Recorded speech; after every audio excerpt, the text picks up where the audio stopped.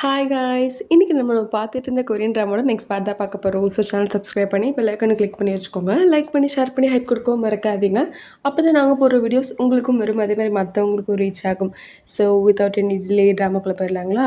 இந்த episode starting scene. என்ன மன்னிச்சிருப்பா, நான் தான் வந்து ட்ரூ வேல்யூ அசட்டோட ஓனர்ன்றதை உங்ககிட்ட இவ்வளோ லேட்டாக சொன்னதுக்கு. அது எனக்கு முன்னாடியே தெரியும் சார். அப்படியா? ஆமாம். அண்ட் அதுக்காக தான் நான் கேட்குறேன். நீங்கள் என்னை வந்துட்டு உங்களோட ரைட் ஹேண்டை எடுத்துப்பீங்களா? ஆனா, எப்படி உன்ன நான் நம்புறது? இங்க பாருப்பா, எனக்கு வந்து முன்னாடி ஒருத்தன் இருந்தான். அவன் நான் சொல்றது எல்லாமே வந்து இறங்கி செய்வான். அதனால தான் அவன நான் வச்சிருந்தேன். இப்போ கூட நீ அந்த மாரி இருப்பேன்னு எனக்கு எப்படி நம்பிக்கை வரும்? என்ன பொறுத்தவரைக்கும் நான் சொல்ற ஆளு இறங்கி எனக்கு என்னோட ட்ரூ வேல்யூஸிட்ட பார்த்துக்கணும். அந்த மாரி ஒரு ஆளா இருக்கணும் அப்படின்னு பேசிட்டு இருப்பாரு. அப்படியே நம்மளோட பார்க் வந்து அவரு ஃப்ரெண்ட்ஸ் கிட்டலாம், அதாவது அவரோட கீழ வேலை பார்ப்பானுங்க இல்லையா? அவனுங்ககிட்டலாம், "இது பார்றா, இனிமேல் இருந்து நம்மளோட முக்கியமான வேலை இந்த லீய வந்துட்டு நம்மள நம்ப வைக்கிறது. அதுக்காக நம்ம என்ன வேணா பண்ணணும்." அப்படின்ற மாரி பேசிட்டு இருப்பாங்க. ஸோ லீய தாண்டி இந்த காசு வந்துட்டு இவர்கிட்ட வராதுன்றது இவருக்கு நல்லாவே தெரிஞ்சிருச்சு. ஸோ லீ மூலியமா தான் காசு எடுக்கணும் அப்படின்றத இங்க ஒரு முடிவு பண்ணிட்டு இருக்கேன். கான்ட்ராக்ட்ல இல்ல சமைக்கிறது. நான் எதுக்கு சமைக்கிறேன்னு எனக்கு தெரிய மாட்டேங்குது. பரவாயில்ல, ஏதோ சமைச்சு வச்சுட்டேன். டேய் வாடா வந்து சாப்பிட்றா. ஓகே ஓகே சொல்லிட்டு இந்த குட்டிவா நீங்க சாப்பிட்டுட்டு இருக்கோமா, இவரு வந்துட்டு எல்லாருக்கும் பரிமாறிட்டு இருப்பாரு. இங்க நம்ம ஹாரியெல்லாம் வந்து ரொம்ப சோகமா உட்காந்துட்டு இருப்பா. அப்படியே வந்து யோசிச்சுட்டு இருப்பா. என்ன யோசிச்சுட்டு இருப்பானா, ஆமா எதுக்கு எல்லாரும் ஒன்று வந்து பிரசிடென்டோட ஒய்ஃப்னு சொல்றாங்க, என்ன நடக்குதுங்க? நான் போய் எல்லாருக்கும் கிளியர் பண்ண போறேன். இல்ல இல்ல இல்ல, அவர் என்னோட கிளைண்ட். அதுதான், எதுக்கு கிளைண்ட்டுக்கு வந்து இந்த மாதிரி நடிச்சிட்டு இருக்கா? சரி வா வா, நம்ம போய் சொல்லிடலாம் இல்லைன்னு சொல்லிட்டு. எல்லாரும் தப்பா நினைச்சிட்டு இருக்காங்க பாரு உன்னை. அக்கா அக்கா ஒரு நிமிஷம் சொல்றதுக்கு இல்ல, அக்காடா லாயர் கிடையாது. என்னது? லாயர் கிடையாதா? இப்போ நான் உனக்கு கேட்டதுக்கு நீ சம்மந்தமே இல்லாத பேசிட்டு இருக்க. இல்லை இல்லைக்கா, நான் உண்மையதான் சொல்கிறேன். நான் லாயர் கிடையாது. அதாவது நான் அப்படி சொல்லிட்டு அங்கே தயங்கியிருப்பா. அதெல்லாம் யோசிச்சுட்டு ஏன்டா என் வாழ்க்கையில் எப்படி நடக்குதோ அப்படின்ற மாதிரி ரொம்ப சோகமாக உட்காந்துருப்பா. அம்மா வந்து சாப்பிடுங்க. அதுக்காக வந்து எதுவுமே சொல்லாமல் சைலண்டாக இருப்பாளா? எந்த ஊர்லேருந்து இப்படி நடக்குமா? மாமனார் சமைக்க மருமகளுக்கு வந்து சாப்பிட முடியலையா? வந்து சும்மா ஒரு வாயை வச்சு பார்க்கலாம்ல எப்படி இருக்குன்னு. எனக்கு எதுவும் வேண்டாம், எனக்கு பசிக்கல, என்னை விட்டுருங்க அப்படி சொல்லிட்டு பொறுமையாக நடந்து போயிட்டு இருப்பா. இவனுங்களாம் வருவானுங்க. ஆனால் அவனுங்களால கண்டுக்காம இடிச்சு தள்ளிட்டு நான் வீட்டுக்கு போறேன் அப்படி சொல்லிட்டு போயிட்டு இருப்பா. அதை பார்த்துட்டு இவனுங்களாம், ஏய் கிழவா என்ன ஆச்சா உங்களுக்கு? அதெல்லாம் எனக்கு தெரியல. பையனை ஸ்கூல்ல இருந்து கூட்டிட்டு வந்ததுலேருந்து அவள் அப்படிதான் இருக்கா. அந்த சோஃபாவே கதின்னு கிடந்தா, இப்போ அப்படியே கிளம்பி வீட்டுக்கு போயிட்டா. டே என்னடா ஆச்சு? ஆ உங்களுக்கு இது கூட தெரியாதா? அவங்களுக்கு ஒரு பிரைவசி இருக்கும். நம்ம வந்து அவங்களுக்கெல்லாம் வந்துட்டு போகக்கூடாது அதெல்லாம். அப்படி சொல்லிட்டு பெரிய மனுஷன் மாதிரி பேசிட்டு இருப்பான். அது தெரிஞ்சு அவங்க அப்பா, அடப்பாவி இவ்வளோ பெரிய மனுஷன் ஆயிட்டே நீ அப்படின்ற மாதிரி பார்த்துட்டு இருப்பாரு. இங்க நம்ம பார்க் மட்டும் அவளுக்கு என்ன ஆச்சு அப்படின்ற மாதிரி பார்த்துட்டு இருப்பாரு. இங்க தனியா போய் உட்காந்து ஃபுல்லா குடிச்சு அழுதுட்டு இருப்பா. என்ன சொல்லியிருப்பானா அவங்க அக்கா கிட்ட, அக்கா இந்த மாதிரி நான் இப்போ அவருக்கு வந்து ஆக்ட் பண்ணிட்டு இருக்கேன். இந்த மாதிரி யாராவது பண்ணுவாங்களா என்ன? ஆமாக்கா, இப்போ அவருக்கு நான் ஒய்ஃபா நடிச்சிட்டு இருக்கேன். என்ன சொல்ற நீ? நான் என்ன கேட்டுட்டு இருக்கேன் உங்ககிட்ட இருந்து? நான் உன்னை லாயர் ஆக்கி பார்க்கணும்னு ஆசைப்பட்டேன். இந்த மாதிரி பண்ணிட்டு இருக்க. அக்கா நான் ஒன்றும் அதை ஆசைப்படல, அது உன்னோட ஆசை. நீ அதாவது திணிக்க பார்த்த, அதனாலதான் இப்படி ஆயிடுச்சு அப்படின்னு சொல்லிட்டு அக்கா மேல பிளேம் பண்ணிருப்பா. அதை யோசிச்சுட்டு, லூசுடி நீ லூஸ். அவ உனக்காக எவ்வளவு பண்ணா, அவளுக்காக நீ ஏன்டி இப்படி பேசுன? பேசக்கூட தெரியலடி உனக்கு. இப்போ அவள் எவ்வளோ கஷ்டப்பட்டுட்டு இருப்பா. ச்சே அப்படி சொல்லிட்டு இவ ரொம்ப ஃபீல் பண்ணிட்டு அழுதுட்டு இருப்பா. இங்க அவர் வந்து ஹாரி அழுதுட்டு இருக்கியா? உடனே கண்ணெல்லாம் தொடச்சிட்டு அவர் கூட அப்படியே வந்து பொறுமையாக நடந்து போயிட்டு இருப்பா. உங்களுக்கு ஒன்று தெரியுமா மிஸ்டர் பார்க், என் அக்கா எனக்காக எவ்வளோ பண்ணியிருக்கா. ஆனால் அவளுக்கு நன்றி கடனுக்காக நான் எதுவுமே பண்ணாத ஒரு ஜென்மம் ஆயிட்டேன். உனக்கு கூட தெரியுமா, நானும் சின்ன வயசுல இருக்கும்போது ஒரு கடனுக்காக ஒருத்தர்கிட்ட நான் வந்துட்டு போயிட்டேன்.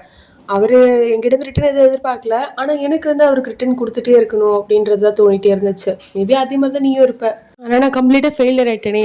அப்படின்னா நானும் தான் ஃபெயிலியர் ஆயிட்டேன். இப்போதைக்கு என்னால் வந்துட்டு ஒருத்தர் ப்ரொடெக்ட் பண்ண முடியாமல் கஷ்டப்பட்டுட்டு இருக்கேன்.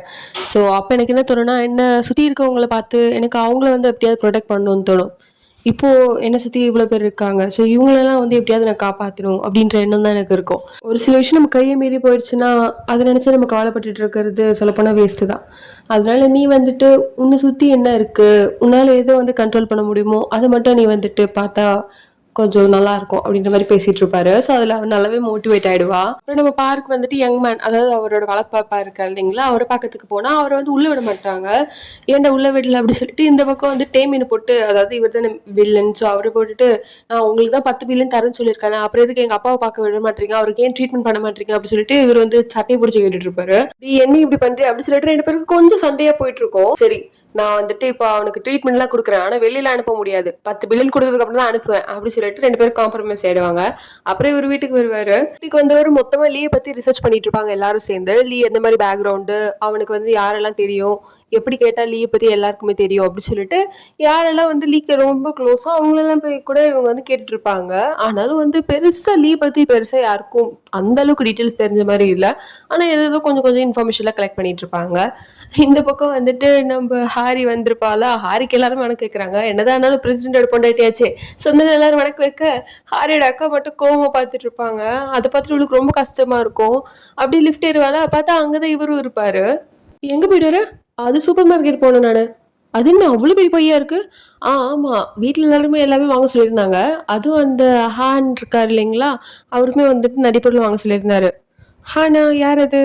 ஆ நீங்க தான் வந்துட்டு டேய் கிழவா, கிழவான்னு கூப்பிட்டுட்டு இருக்கீங்களே அவருதான். ஓ! அதுக்கு தான் வந்து வயசானவங்கள ஓரளவுக்கு மரியாதையா கூப்பிடணும் அப்படின்னு பேசிட்டு இருக்கும்போதே லிஃப்ட் வந்து ஆட்டம் கண்டுரும். அது வந்து ஸ்ட்ரக் ஆயிடுமா, இவரு தான் வந்துட்டு கீழ உட்காருவாரு. அவ வந்துட்டு அப்படி ஸ்டெடியா பார்த்துட்டு இருப்பா. அப்புறம் இவரு, உனக்கு ஓகே தானே?" அப்படி சொல்லிட்டு கேட்பாரு. மூஞ்சிய பாரு அப்படி சொல்லிட்டு இவ வந்து அவர எழுப்பி விட்டுட்டு, கேங்ஸ்டர் ஒண்ணுத்துக்கு பிரயோஜனம் இல்ல அப்படின்ற மாரி ரியாக்ஷன் குடுத்துட்டு, லிஃப்ட் இந்த மாரி ஸ்ட்ரக் ஆயிடுச்சு அப்படின்றத இன்ஃபார்ம் பண்ணிடுவா. அப்புறம் என்னதான் நீங்க பெரிய பிரசிடென்ட்டா இருக்கீங்க, ஒண்ணும் பிரயோஜனம் இல்ல. நீங்க இதெல்லாம் வந்து சரி பண்ண முடியாதா உங்கனால? ஏன் தான் இப்படி பண்றீங்களோ? அப்படின்னு இவ பேசிட்டு இருக்க, அப்பதான் இவருக்கு வந்து ஏதோ வந்துட்டு தோணும். ஓகே அப்படி சொல்லிட்டு என்ன பண்ணுவாரு, ஒரு கமிட்டி மீட்டிங் மாரி கூட்டிருவாரு. அங்க வந்துட்டு எல்லார்கிட்டயும் இந்த மாதிரி நம்ம ரிப்பேர் ரிசர்வ் ஃபண்ட வந்துட்டு அதிகப்படுத்த போறோம். 100% அதிகப்படுத்த போறோம். என்னதான் அவ்வளோ சதவீதமா? என்ன சரி உங்களுக்கு ஏதாவது மூளை ஏதாவது கழண்டுருச்சா? இவ்வளோலாம் நம்மளால பண்ண முடியாது. எந்த ரெசிடென்ட்டுமே ஒத்துக்க மாட்டாங்க. அப்படி சொல்லிட்டு எல்லாரும் ஸ்ட்ரிக்ட்டா சொல்லிட்டு இருப்பாங்க. வீட்ல இருக்கவங்களும் அதான் யோசிச்சுட்டு இருப்பாங்க. என்ன இவன் லூசா இவன் அப்படின்ற மாரி பார்த்துட்டு இருக்க, வீட்டுக்கு வந்தவங்க கிட்ட, "ஏன் இப்படி சொன்னப்பா? யாருமே இப்போ ஒத்துக்க மாட்டாங்க பாரு. இதுல ஓட்டு வரலன்னா வந்துட்டு கண்டிப்பா நீ வந்துட்டு இந்த ஃபண்ட வந்து எடுக்கவே முடியாது. அதெல்லாம் பார்த்துக்கலாம். எல்லாரும் பண்ணுவானுங்க." அப்படின்றத ஸ்ட்ராங்கா சொல்லிட்டு இருப்பாரு. அதே மாரி என்ன ஆகும்னா, வரவங்க எல்லார் லிஃப்ட்டுமே வந்து நின்னுடும். ஸோ, அதனால யாருமே லிஃப்ட் யூஸ் பண்ணாம ஸ்டெப் யூஸ் பண்ணிட்டு இருப்பாங்க. கஷ்டப்பட்டு எல்லாருமே பண்ணிட்டு இருப்பாங்களா, அதனால மக்கள் வந்துட்டு ரிப்பேர் ரிசர்வ் ஃபண்ட் அதிகமாக்கியாவது எப்படியாவது இந்த ப்ராப்ளம சால்வ் பண்ணணும் அப்படி சொல்லி முடிவு பண்ணிருவாங்க. ஸோ, இதெல்லாம் பார்த்துட்டு லீ, நெனச்ச மாரி சாதிச்சுட்டானே அப்படின்னு யோசிச்சுட்டு இருப்பாரு. பார்த்தா நம்ம ஹீரோ வந்து ஆல்ரெடி லீ கிட்ட பேசியிருப்பாரு. என்ன சொல்லியிருப்பாருன்னா, "இங்க பாருங்க சார், ரிப்பேர் ரிசர்வ் ஃபண்ட நான் அதிகப்படுத்துறேன்." "அது எப்படி பண்ணுவ?" "அதுதான் சார், இந்த லிஃப்ட் விஷயத்த வச்சு நான் எப்படியாவது வந்து அதிகப்படுத்துவேன். அத வந்து 100% எல்லார்கிட்டேருந்து வாங்கி தருவேன்." அப்படின்னு ஸ்ட்ராங்கா சொல்லியிருப்பாரு. அந்த டைம் லீ அத நம்பியிருக்க மாட்டாரு. ஆனா, இப்ப இதெல்லாம் வந்து பார்க்கும்போது அவருக்கு நம்பி தான் ஆகணும். வேற ஆப்ஷன் இல்ல. ஸோ, அதே மாரி அவரோட செக்ரட்டரி என்ன சொல்லிட்டு இருப்பாருன்னா, "சார், இந்த மாரி வந்துட்டு இவன் எதுக்கு இந்த ரிப்பேர் ரிசர்வ் ஃபண்ட் ஆட்டி போடணும்னு நெனைக்கிறான்னா, இவங்க அப்பா, அதாவது இவனோட வளர்த்த அப்பா வந்துட்டு இப்ப ஜெயில்ல இருக்காரு. அந்த யங் மேன் ஜெயில்ல இருக்கிறது வந்து யாரு காரணம்னா, டேமின் தான் காரணம். டேமின் வந்து யாருக்கு வேலை பார்த்துட்டு இருக்கான்னா, அந்த மிலிட்டரி ஆஃபீசர் ஒருத்தர் இருக்கா இல்லைங்களா? ஸோ, அவருக்காக தான் வேலை பார்த்துட்டு இருக்கான். ஸோ, கடைசியில அந்த மிலிட்டரி ஆஃபீசர் வந்து நம்ம கிளப்ல சேரணும்னு சொல்லிட்டு தான் இவ்வளோத்தையும் பண்ணியிருக்காரு." அப்படின்ற மாரிலாம் வந்து சொல்லிடுவாங்க. ஓ! பரவாயில்லையே! லைன்ல எங்கேயோ போய் கடைசியில டாட் என்கிட்ட தான் வந்து முடியுது போல இருக்கு. இன்ட்ரஸ்டிங்கா இருக்கு. எந்த அளவுக்கு போகுதுன்னு பார்க்கலாம் அப்படின்ற மாரி இங்க பேசிட்டு இருப்பாரு.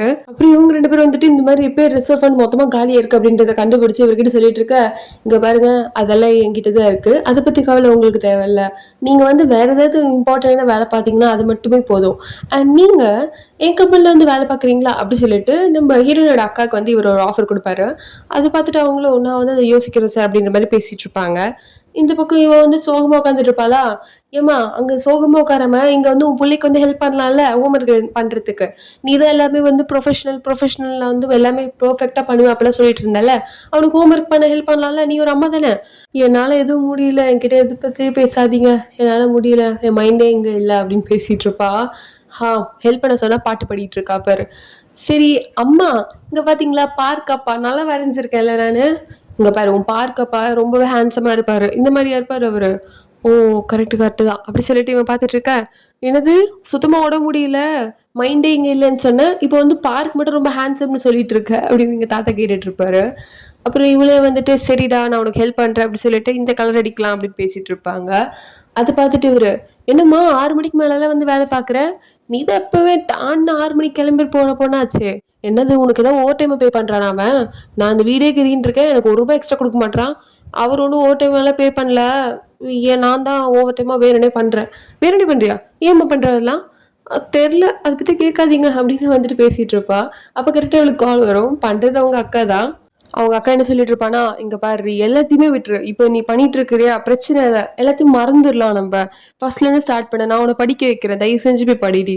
"அக்கா இங்க பாரு சும்மா லைஃப்ல இன்டர்ஃபியர் ஆயிட்டே இருக்காத. நான் என்ன பண்ணணும், என்ன பண்ணக்கூடாதுன்னு நீ சொல்லாத புரியுதா? எல்லாமே எனக்கு தெரியும். நான் பாத்துக்கிறேன். நான் ஆல்ரெடி ஃபெயில் ஆயிட்டேன் அந்த எக்ஸாம்ல. உனக்கு புரியுதா? புரியலையா?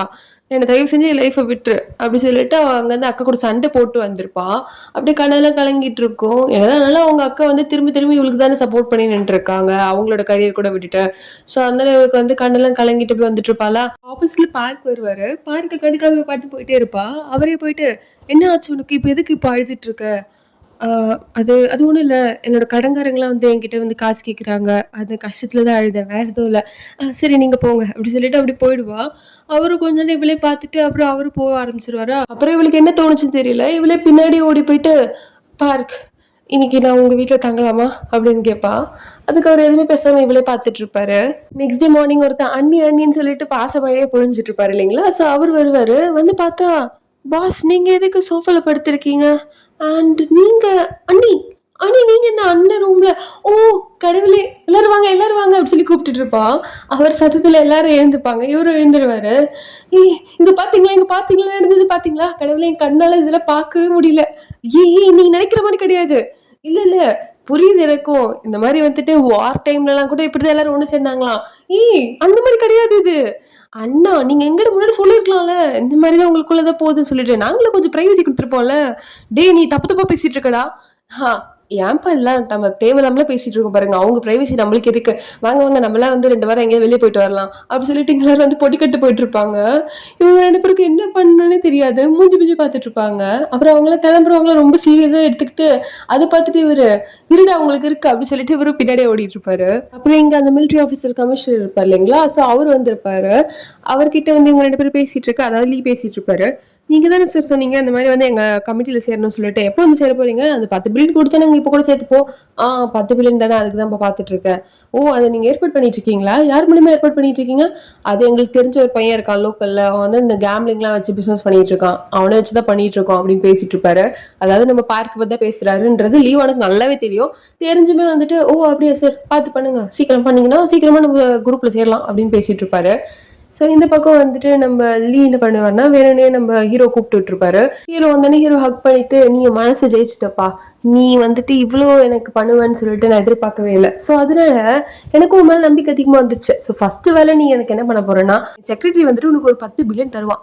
அந்த 10 பில்லியன கொண்டு போயிட்டு நீ மறக்காம நான் சொல்ற இடத்துல சேர்த்துடணும். அவ்வளோதான்ப்பா வேலை" அப்படின்னு சொல்லிடுவாரு. ஸோ அதெல்லாம் வந்துட்டு கேட்டுட்டு இவரு வந்து கார் ஓட்டிட்டு வந்துட்டு இருப்பாரு. அப்படியே அசிஸ்டன்ட்க்கு வந்து கால் போயிட்டு இருக்கும். அசிஸ்டன்ட் வந்துட்டு சார் ஏதோ பிரச்சனை இருக்கு அப்படின்ற மாரி ஏதோ வேற ஏதோ பிரச்சனை பத்தி பேசிட்டு இருப்பாங்க 2 பேரும். இவரு அந்த இடத்துக்கு போயிடுவாரு. அதாவது செக்ரட்டரி எங்க காசு குடுக்குறேன்னு சொன்னாரோ அந்த இடத்துக்கு போயிடுவாரு. அங்க போனா எல்லா செடிக்கு பக்கத்துல நேம் எழுதி விட்டுருக்கும். இந்த இடம் ஞாபகம் இருக்குங்களா? இங்க தான் வந்து பழைய பிரசிடென்ட்டா இருந்தவர வந்துட்டு இவன் புதைச்சான். இந்த லீ. ஸோ அதுல வந்துட்டு யாரெல்லாம் கொன்னானோ அவங்க பொணத்துக்கு மேல வந்துட்டு செடி நட்டு அவங்களோட பேரையும் அந்த செடிக்கு வச்சிடுறான். ஸோ அதுல ஒரு வினோதமா பார்த்துட்டு இருப்பாரு. அதே மாதிரி எதுக்கு இது எல்லாத்துக்கும் பேர் வச்சிருக்கீங்க அப்படின்னு கேட்டா, இல்ல இந்த இடத்துக்காக உயிரை கொடுத்தவங்க அவங்க. ஸோ அவங்களோட ஞாபகமா இருக்கட்டும் சொல்லிட்டு தான் பேர் வச்சிருக்கோம். அவ்வளவுதான் அப்படி சொல்லிட்டு ரொம்ப கேஷுவலா சொல்லுவானுங்க. ஸோ இவரு வந்து காசை வாங்கிட்டு வந்துட்டு இருப்பாரு. அப்பதான் டைம் எனக்கு கால் பண்ணி, எவ்வளவு தைரியம் இருந்தா நீ இந்த மேல பண்ணுவ? இங்க பாரு ஓவரா எகிரிட்டு இருக்காத. உங்க அப்பா வந்துட்டு அதாவது உன்னோட வளர்ப்பு அப்பா இருக்கான் இல்லையா? அவன் வந்து உயிர் வந்து இன்னைக்கோ நாளைக்கோ இருக்கு. அவனை என்ன நீ ஜெயிலே சாவிட போற? அதுவும் இஷ்டம் தான்ப்பா. இப்பவே வந்து 10 பில்லியன் குடு. நாங்க எல்லாத்தையுமே உனக்கு குடுத்துடுறோம். உங்க அப்பா வந்து உங்ககிட்டயே வந்துருவாரு அப்படின்னு பேசிட்டு இருப்பாங்க. ஸோ வந்து இவரும் அந்த 10 பில்லியன பார்த்துட்டு இருப்பாரு. அப்படியே அவருக்கு மனசு மாறுற மாரி காமிப்பாங்க. அவரும் வந்துட்டு கார் அப்படியே யூ டர்ன் எடுப்பாரு. ஸோ இதோட இந்த எபிசோட் முடிக்கிறேன் கைஸ். நாளைக்கு பார்க்கலாம் வேற எபிசோட். அது தென் ஸ்டே டியூட்.